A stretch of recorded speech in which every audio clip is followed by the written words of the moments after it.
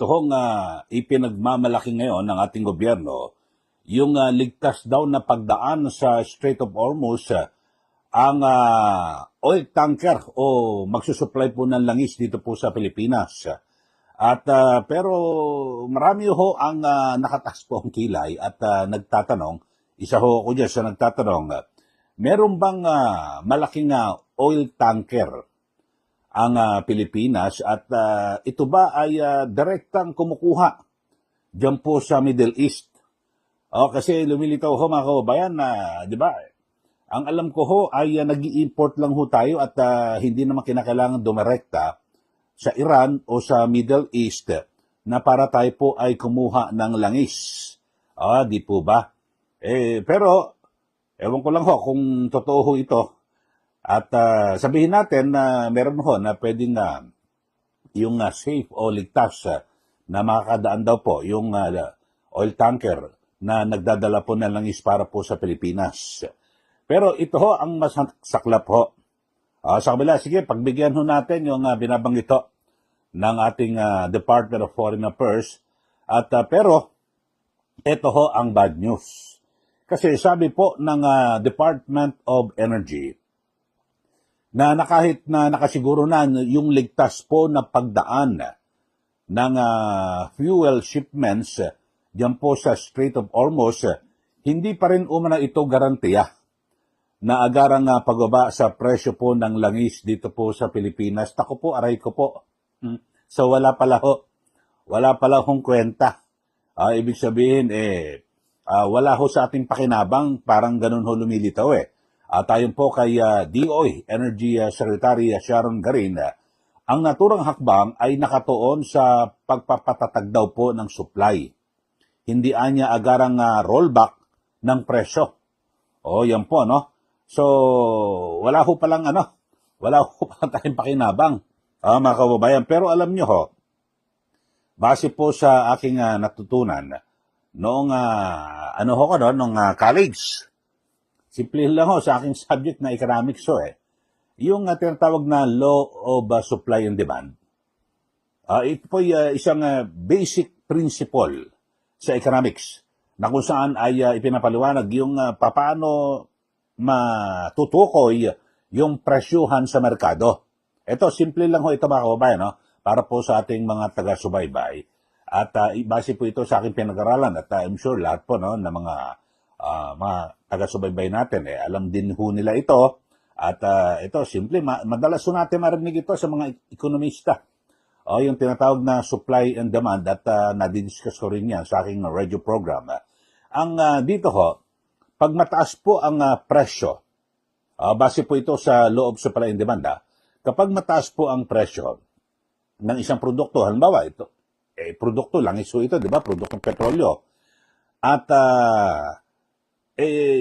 di ba tumataas po ang presyo ng produkto o ng isang produkto kung ang demand ay malakas o mataas kaysa sa supply. Halimbawa, katulad do itong langis na ito, na kababayan.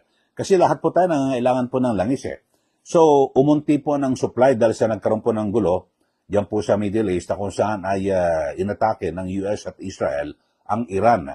Tapos ang ginawa po ng Iran ay kontrolado po nila itong Strait of Hormuz at ang nasa 20% daw ho ng supply ng langis sa buong mundo ang dumadaan ho dyan. So nabawasan po ang supply.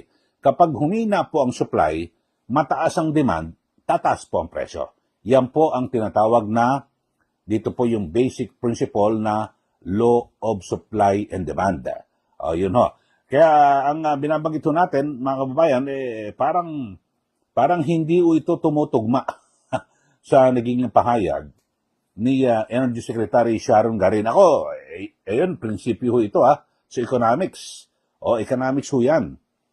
Kasi ang sabi ho ni Secretary Garin, pag yan daw ho para lang matiyak na meron pong katatagan ng supply ng langis dito po sa ating bansa. Pero kung matatag nga ho ang supply, ibig sabihin bastante o sapat ang supply ng produktong petrolyo dito po sa ating bansa, kahit na malakas ang demand, kung na siserbisyuhan yung pangangailangan. So, dapat bababa po ang presyo. Ayan, naku, eto na naman ho tayo, mga kababayan. Ah, eh, parang naamoy ko rito yung mga pagsamantala. Yung mga kumpanya na langis mga kababayan, di ba? Nabili ho nila ng mura. Nabili ho nila ng mura. Ito pong presyo ng produktong petrolyo, biglang nagkagera. Yung kanilang imbak ho na mga langis, murang-mura nila na ibili, pero itinaas na ho nila ang presyo.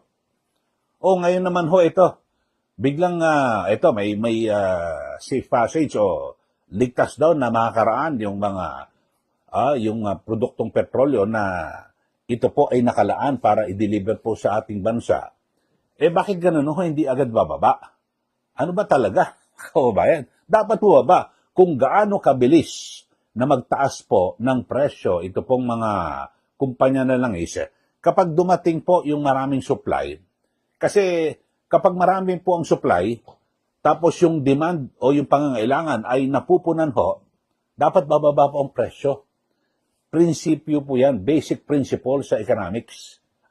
Di ba? Yung law of supply and demand. Bakit ganun ho? Sabi ho ni Secretary Karen, nagugulat din ho ako Dapat ho ang sabi niya, kapag dumating na yung supply ho ng langis, inaasahan natin, unti-unti nang bababa ang presyo. Dapat ganun ho mga pahayag Pero ang sabi ho, naku, hindi. Hindi raw po ito magiging dahilan para bumaba ang presyo ng produktong petrolyo. Naku po, naloko na.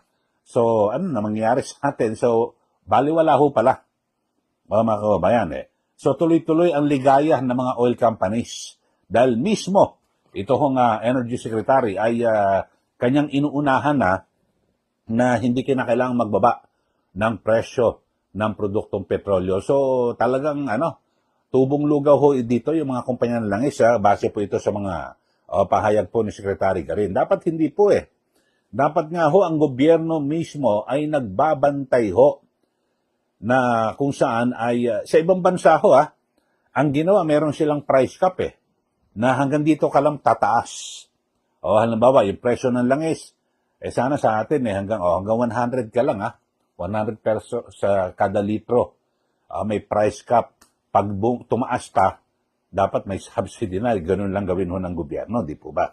So wala ho, masaklap ho dito mga kababayan At talagang nakakapanlumo ho na kung saan ay parang baliwala ho pala. Ito hong pagdagsa ng supply ng produktong petrolyo dito po sa ating bansa kung hindi po ito pakikinabangan ng taong bayan, di po ba? So kaya nga ito hong si dating presidential advisor, Jing Paras, dating Negros Oriental o Occidental congressman, dating Negros Oriental congressman Jing Paras, ang sabi niya parang duda ho siya. Dito sa safe passage deal, di umano sa pagitan ng gobyerno ng Pilipinas at ng Iran dahil sa nakausap daw ho ng Foreign Affairs Secretary, ito hong ambassador po ng Iran na kung saan ay tinitiyak po na yung mga produktong petrolyo na galing po sa Middle East, dadaan po sa Strait of Hormuz at dadalhin sa Pilipinas, ay tiyak daw po na makakadaan po ng ligtas. Ayun ho. Pero ang tanong nga ho nitong si dating Secretary Jing Paras, totoo ba? Meron ba tayong barko o oil tanker na direkta po sa Middle East? Na kung saan tapos kukuha ng langis doon, dadalhin sa Pilipinas. Parang ako rin pagkakaalam ko, wala naman ganun Kasi talagang meron ho tayong mga oil tanker. Kasi yung mga oil companies natin, particular yung pinakamalaki ho, yung Petron, may oil refinery dito po sa atin. May mga oil tanker yan, pero hindi kasing laki ng mga oil tanker na yung pang-international yung pang-malaki na pag nag-deliver, yung malaking bultuhan. Dito ho, maliliit lang ho yan. Kasi kung yun ang gagamitin, kukuha ng langis sa Middle East, tapos yung dadalhin dito sa Pilipinas, lugi kasi maliit Kumbaga sa ang sasakyan ho nila, natin ho, mga kababayan, ay ban lang. Yung ano, yung mga parang FX, ganun ho. Kukuha ka ng tao, tapos samantalang yung iba ho na ginagamit, bus. So, ilan sakay ng bus, saka ilan sakay ng ano, yung FX. Parang ganun lang ho ating maliliit oil tanker. So, yun ho, nakakapagduda rin. Sabi ho nga ni dating Secretary Jean Paras, sa kanyang pagkakalam, hindi rin direktang kumukuha ang Pilipinas ng langis mula sa Iran o sa Middle East, kundi sa pamamagitan ng mga yung intermediary, yung mga alam mo sa Singapore at iba pang mga bansa, tapos doon tayo kukuha, di ba? Angkat. Kumbaga sa mga kababayan tayo halimbawa, yung mga nagtitinda ho rito sa Metro Manila, hindi halimbawa gulay ho, hindi naman kinakailangan direktang kukuha pa sa Benguet o kung saan ng mga farm o bukid, ay iba pupunta ho dyan sa Balintawak o mamimili. Parang ganun din ho sa atin, mga kababayan. Hindi natin kinakailangan na angkat mismo sa Middle East o sa Iran, tapos diretso rin sa Pilipinas. Yung bagsakan sa Balintawak, parang ganun sa mga gulay, man, di ba? O yung sa isda naman sa Nabotas, di po ba? Ganun ho yung mga kababayan, di magtitinda ka, kukuha ka, tapos dadali mo. So, yun ho, hindi kinakailangan na direkta ho mismo sa Middle East. So, yun ho. At kasi ito, matatanda nga inanunsyo po, di po ba, ng Department of Foreign Affairs o DFA, na tiniyak umano ng Iran na safe, ligtas, at na makakadaan daw po ang Philippine flag vessels. Ibig sabihin talagang yung oil tanker na yun, atin ho, may bandera ng Pilipinas, at yan po ay makakadaan sa Strait of Hormuz. Ito po yung isang critical na daanan ng oil supply sa mundo. Yun ho. Pero, yun ho, medyo nag-iisip po ako nang inanunsyo po ito ng DFA. Pero, biglang yung nung sinabi na ho ngayon ni Secretary Garin na hindi yan garantiya na bababa ang supply o yung presyo po ng produktong petrolyo. Eto na ho. Parang nagduda na ho talaga ako na parang budol ho ito Kasi yung pinag-aralan ko po sa kolehiyo na sa economics, yung law of supply and demand, na kapag di ba, kapag yung demand mataas, konti yung supply, tataas po talagang presyo. Okay po yun.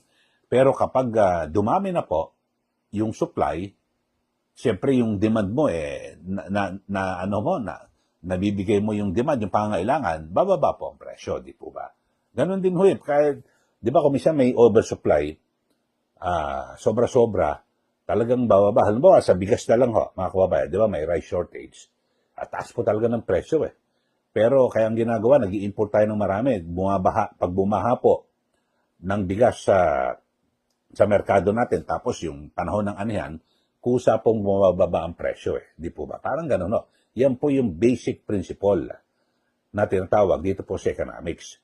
Lahat ito mapapakinggan nyo sa mga magagaling po na economista. Sinasabi niya, ako simple lang ho ito Di ba? Simple paliwanag lang ho, mga kababayan Pero dito ho, dapat mapababa po yung presyo ng produktong petrolyo. Huwag hong inuunahan po ni Secretary Garin Parang binibigyan niya na po ng katwiran. Parang tinuturuan niya na po ito mga oil companies na okay lang, huwag muna kayo magbaba ng presyo. Kasi ito naman yung pagdating ng supply ng produktong petrolyo para lang maging sapat ang supply, maging matatag ang supply.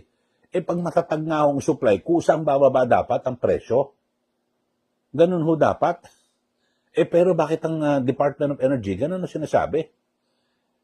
Dapat nga siya mismo magsabi. Hindi, dapat, bilang Energy Secretary, kasi kung ako Energy Secretary, ganun ang gagawin ko. Ayan dumarating na yung sapat na supply ng produktong petrolyo, dapat yung mga kumpanya nilangis ay ibaba nyo na rin yung presyo ng produkto. Saka na lang yung mga kumpanya nilangis, bigla sila maglabas ng kanilang computation na hindi pa pwede ganito. Dapat sila ang magsabi, hindi ang gobyerno. Pinoprotektahan dapat ng gobyerno yung consumers. Wala po eh. Kayo ho, ano masasabi niyo ho mga kababayan dito ho?